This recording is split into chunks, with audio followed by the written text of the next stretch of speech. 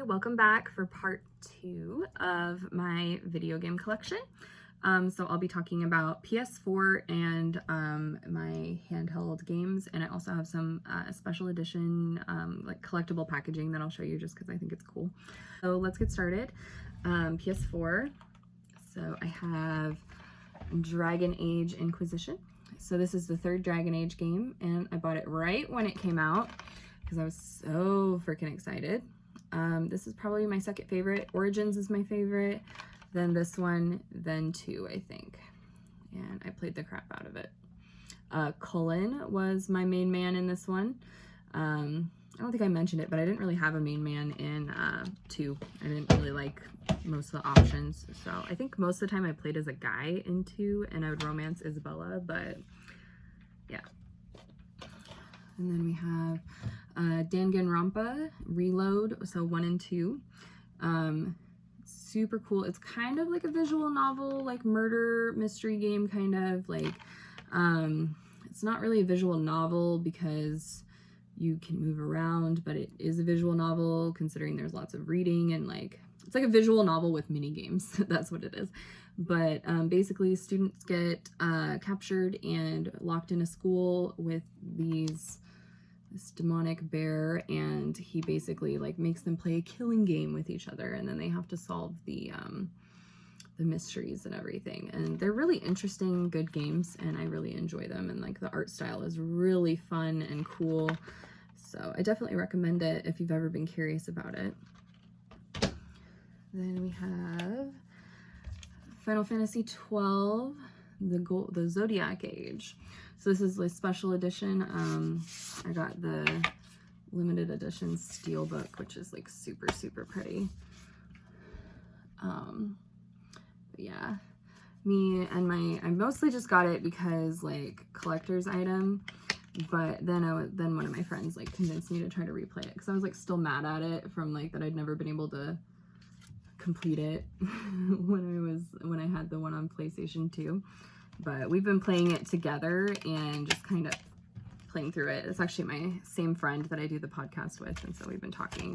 We just talk on the phone while we play it, and it's been super fun, but we just haven't quite gotten all the way to the end of it. But it's a super, super good game.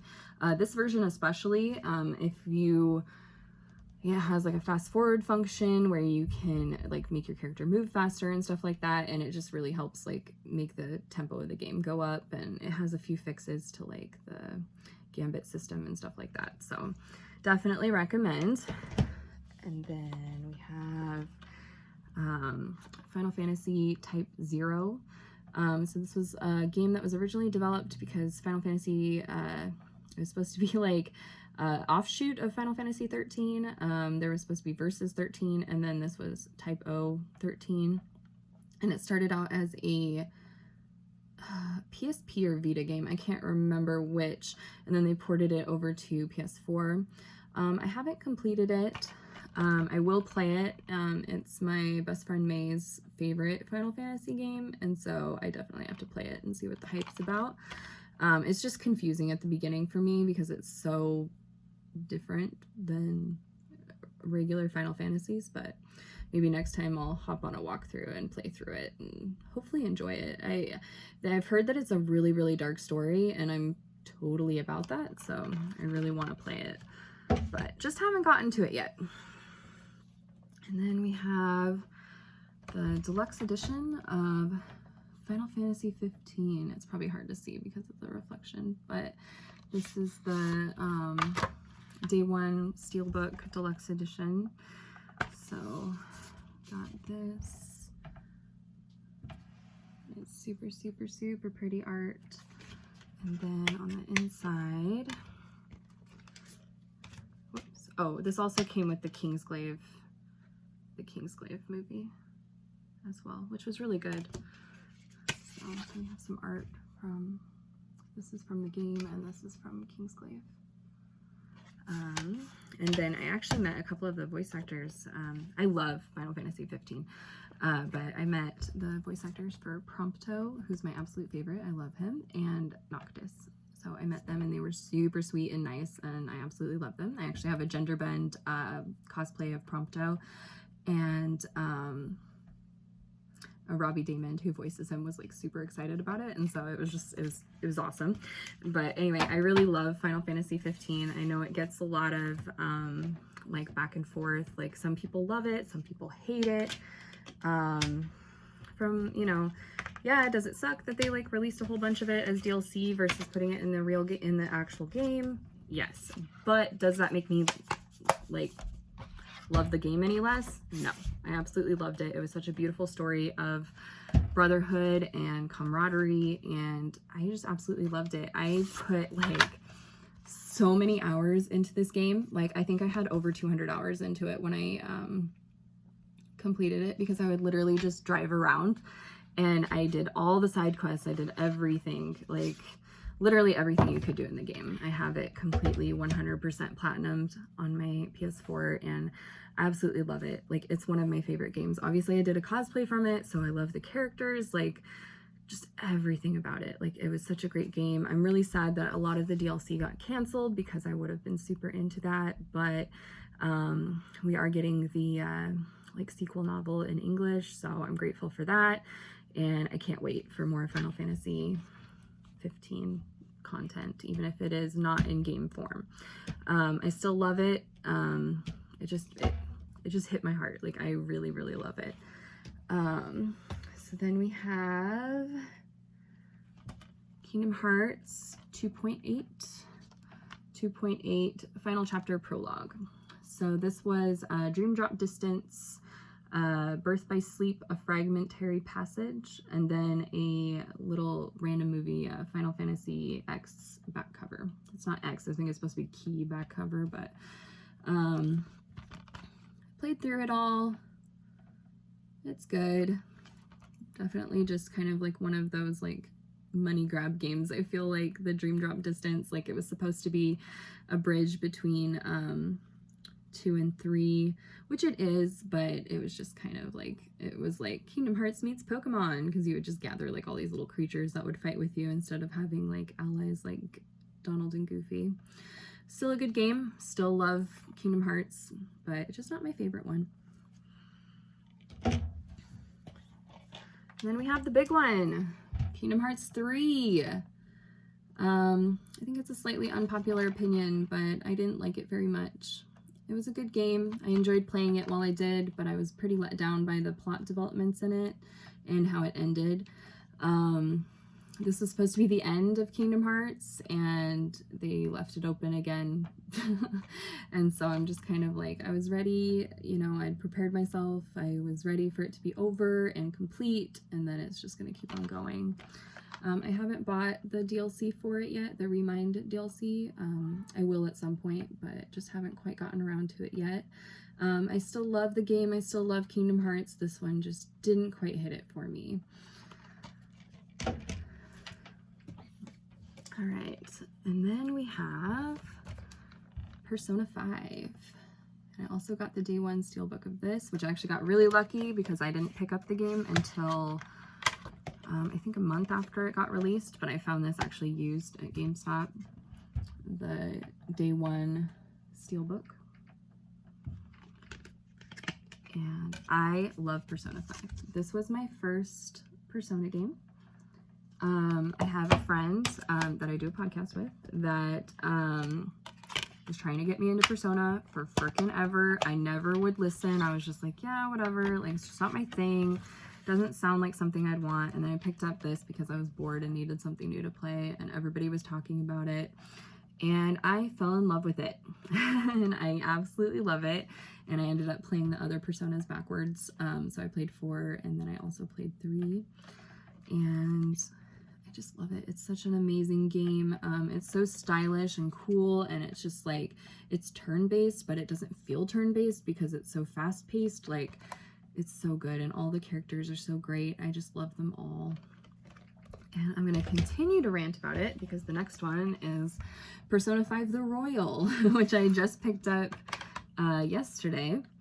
And it's, I got the day one steelbook as well. I actually got the limited edition, and I'll show you more of that. Or actually, I'll show you right now. But here's the steelbook, and this just has new stuff added to it from from the first game, but I'm so excited. They have a new team member, and they've added a whole bunch of new characters and a whole bunch of new content. I've only played like an hour and a half since I picked it up, and there's already been some new content, and I'm just about it. It's like one of my favorite games. So that came with it, and then I also got, here's the box that came in.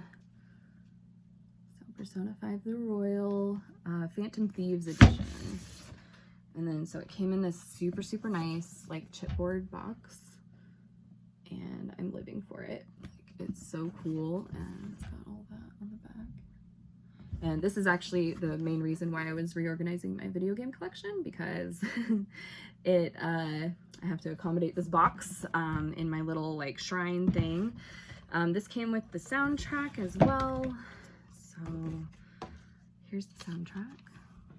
So it has a selection of music. I haven't listened to it to see what songs are on it, but the whole thing is so amazing that I know I'm gonna love it anyway. So, and then it came with an art book.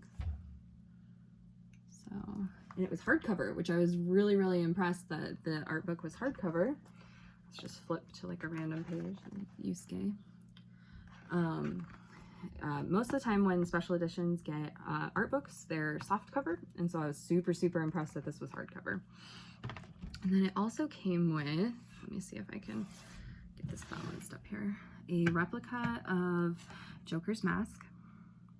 So, and it comes with like this cute little stand to hold it. So, and it actually came with like a strap, so you can actually like wear it, like, cosplayer's dream. I've never thought of cosplaying Joker, but if I ever get the urge, I have a mask already. So yeah, so that's Persona 5 The Royal. And then we have Spyro Reignited Trilogy. So this has all three of the original Spyro games completely redone, with new graphics and everything, and it's amazing. If you like Spyro, pick this up. It's so good. Like, it's literally the games just with better graphics. Like, they barely changed anything other than the graphics, and so everything's even still in the same spot and everything. And I actually played through, and I have 100%ed 1 and 2, working on 3. Some of the mini games are really difficult. I'm not a mini game person, but yeah, if you love Spyro, this is definitely worth it.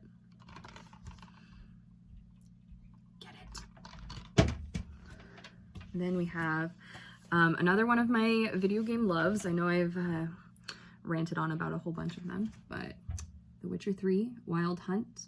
This is another one. Everybody was talking about it, and I was like, okay, let's give this a shot. And I fell head over heels in love with it. In total, I've probably put over 300 hours into this game. I'm working on platinuming it. My previous PS4, the hard drive went out on it, and so I lost all my save data for all my games. So yay for Persona 5R, because I lost all my Persona 5 original save data, and I lost all of my Witcher 3 save data. So I'm working on getting through the game again, so I can get back to where I was, working on my platinum trophies and everything. But I absolutely love this game. It has such a beautiful story. It has, like, the whole game is just gorgeous. It has one of the funnest mini games ever in the form of Gwent, which I'm like obsessed with. And yeah, and the DLC is 100% worth it. It has the Blood and Wine. I think you can get a complete edition now. This is like the day one edition or whatever, but yeah, you can get like a complete edition that has the DLC, and they're totally, totally worth it. They're just as good as the main game, and yeah, definitely 100% recommend. Okay, so that's it for my PS4 games.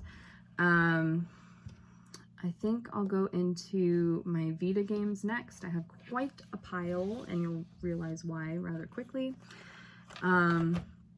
Because there are a lot of Otome games on PS Vita, and so that's mostly what these are. So I'll try to go through them really quickly without like going too much into them, because it'll just be like me fangirling for 2 hours.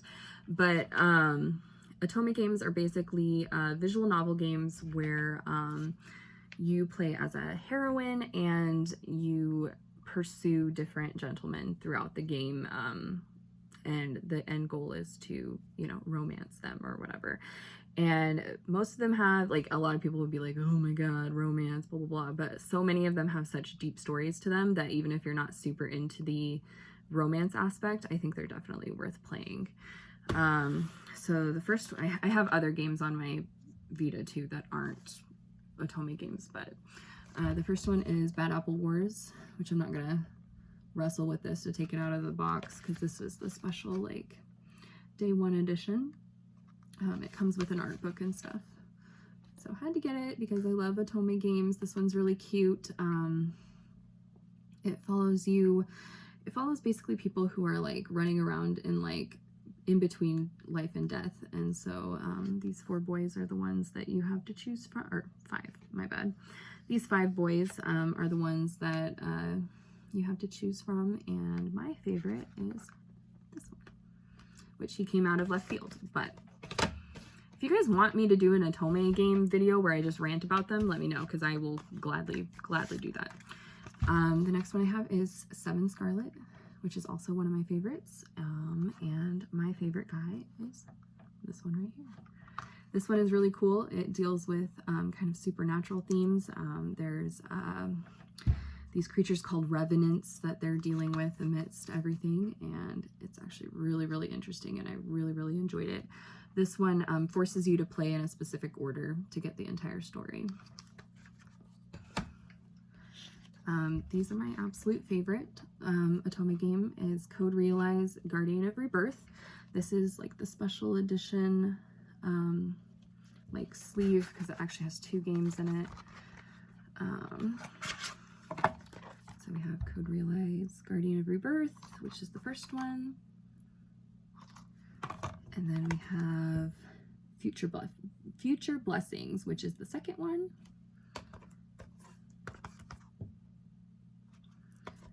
And then we have Wintertide Miracles, which is the third one.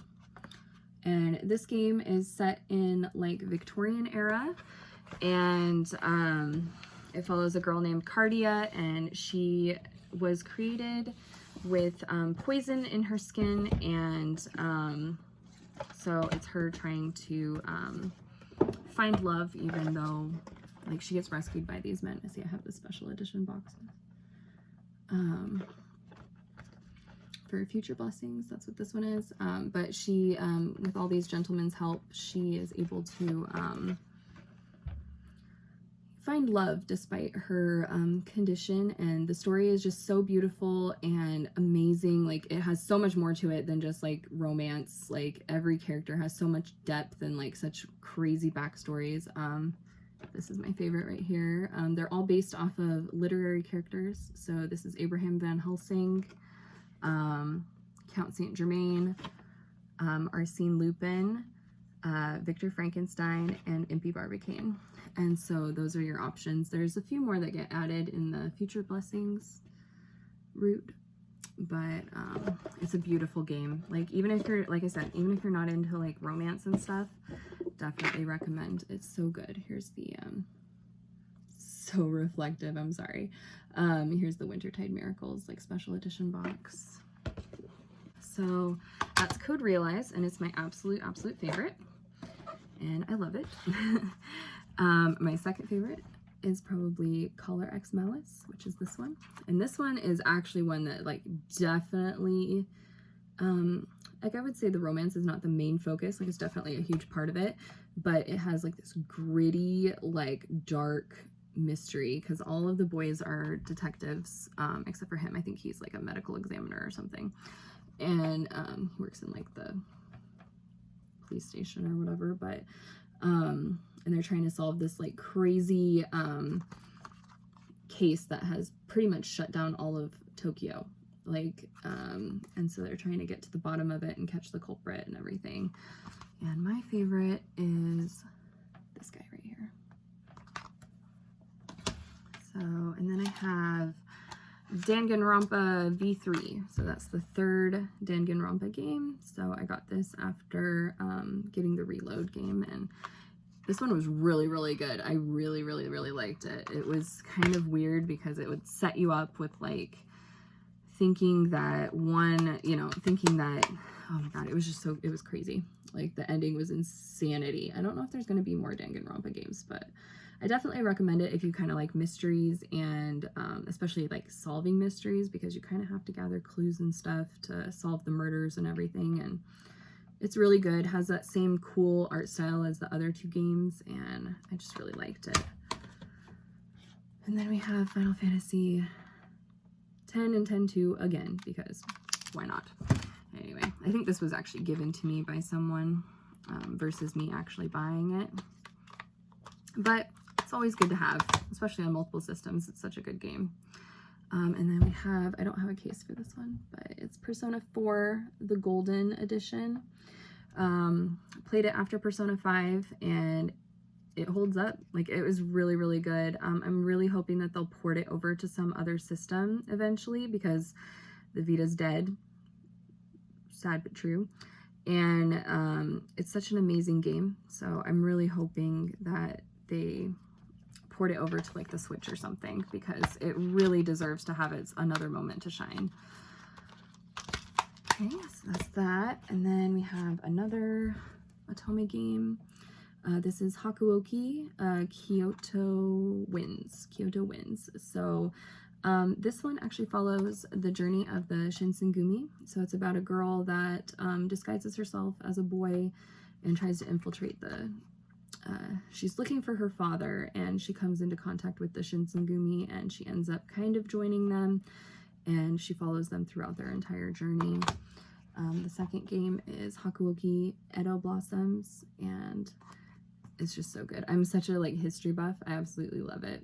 Not as much of a focus on the romance in this one. It's more focused on the history and everything, and this is like the most recent edition, and so they've added some characters for romances and stories and stuff, and so it's really, really good, especially if you're like interested in history or Japanese history. Definitely recommend it. My favorite is this guy, Hijikata, or wait, yeah, that's Hijikata. Sorry, him and Saito look alike a lot of the times, so that's him in the first game. And then we have Norn 9. So another Otome game. This one's kind of like a futuristic, like you get taken onto this like ship or whatever, and it's kind of interesting because there's 3 different heroines, and they each have their own pool of boys that they are allowed to romance. So it was really, really good. Very, very time consuming because there's lots and lots of boys. And I never had a favorite in this one. Like, they were all cute, but I never had anybody who absolutely stuck out as a favorite. Period Cube. This one kind of takes like the Sword Art Online trapped in a video game. She's looking for her brother and ends up starting to play this game, and then she gets trapped in it with her best friend, and then all these other suitors pop up. And this guy was my favorite. But honestly, I don't really recommend this one. It wasn't very good. The story was kind of shallow. A lot of the guys were jerks, to put it mildly, and yeah, I just didn't really enjoy it. The art is super, super pretty, but probably my least favorite one that I've ever gotten. And then we have Psychedelica of the of the Ashen Hawk. Sorry, I got them confused. There's, I'll just talk about that one aside. There's Psychedelica of the Black Butterfly as well. So I'll get to that in a second. But this is actually like the second game, and it's kind of set in like a town where nothing happens, but then all this crazy stuff starts happening, and there's like time travel. Like, oh my god, it was insanity, this game. Like, I don't even know. But you play as Jed. She's disguised as a boy. I don't really remember the reason. But it's kind of like a medieval town, and everything's all superstitious, and there's two like feuding families, kind of. There's the wolves and the hawks, and so she kind of dances between the two, and not my favorite as well. I thought the ending was really rushed and confusing, and I didn't really. And my best boy, this one, he deserved so much better. But still a really solid game. Like, I'm not trashing on it at all. I still really liked it. All right, sorry if the angle's kind of off. I got interrupted, but the last one is Psychedelica of the Black Butterfly, and this is my favorite. Basically, you wake up in a mansion with five boys, and you have no memories or anything, and so everybody's kind of investigating the mansion, trying to figure out how they got there and how everybody's connected, and the resulting story is just so good. Like, it was so deep and great. Like, I would spoil too much if I talked about it anymore, but it's really good. And this one right here was my favorite, the yellow one. All right, so that's it for my Vita games. I do have a few, not very many, unfortunately, 3DS games, or DS games, I guess. 2 of them are 3DS. So I have Final Fantasy IV for Nintendo DS. Haven't fully played it. I played like a big huge chunk and forgot to save, and so I was really mad and haven't really touched it since. Obviously, saving games and losing data is like a fun pastime of mine, so there's that. And then I have Fire Emblem Awakening. My first introduction to Fire Emblem was Fire Emblem The Sacred Stones. I had it on an emulator that a friend made for me on my computer, and I really love Fire Emblem. I love the strategic battle system, plus it's always kind of like medieval setting, and so I really enjoy it. And I really like that you can like romance the characters, like if they spend enough time together, those kind of things. I came into Awakening really late. I bought it right before Three Houses came out, but I played it all and I really enjoyed it. I need to do another playthrough of it, actually. So there's that. And then I have Pokemon Sun. First Pokemon game that I have like bought and played all the way through. I really wanted Pokemon when I was younger, but never had a system for it. So this was like the first one. I had Pokemon previously on, I had a previous DS, but then it got stolen, and so I sold all of them, and I never got to complete them because they stole it with the cartridge in it, so I lost all of my data for that. I do have Pokemon Y in here as well. I don't have a case for it, but I never finished it. Got all the way to the end, but I just never finished it. Got lazy. Anyway, so there's that, Pokemon Sun, which I really enjoyed. I got Sun because the legendary looks like a lion, and I love lions, so. And I feel like everybody else was getting mooned, so I got Sun. And then we move on to Nintendo Switch. So this just came out, Code Realize Guardian of Rebirth just came out on the Switch, so of course I had to buy it, especially because it came with a like limited edition. It came with like an art book and soundtrack and like a little keychain that came with it. So, and I have Future Blessings is coming out as well. Did I mention that this guy's my favorite? Abraham Van Helsing? Like, he's my absolute favorite. Like, I have, like, I can't believe I forgot to say that earlier. He is my absolute favorite. I kind of have, like, a growing shrine of him. He's my ultimate husbando. I fucking love him. But anyway, yeah, so Guardian of Rebirth, you can get it on Switch. And Future Blessings and Wintertide Miracles are also coming out for it. And then we have what I was just talking about, Fire Emblem Three Houses. I picked this up, and this is actually what the first few episodes of my podcast with my other friend focus on. Just has such a beautiful, wonderful cast of characters. Where is he? Felix is my absolute favorite. Yeah, low-key have a shrine to Felix as well. And it's just like any other Fire Emblem game, but it's like almost like Fire Emblem mixed with Persona, like, because you can actually like run around the monastery that's set in a monastery. You can run around and like do stuff kind of like in Persona, and you have like daily activities and stuff like that. And I just loved it. I was obsessed with it. I've beaten 2 of the routes. There's 4 in total. And I've played the DLC, and I have no regrets. I absolutely love it.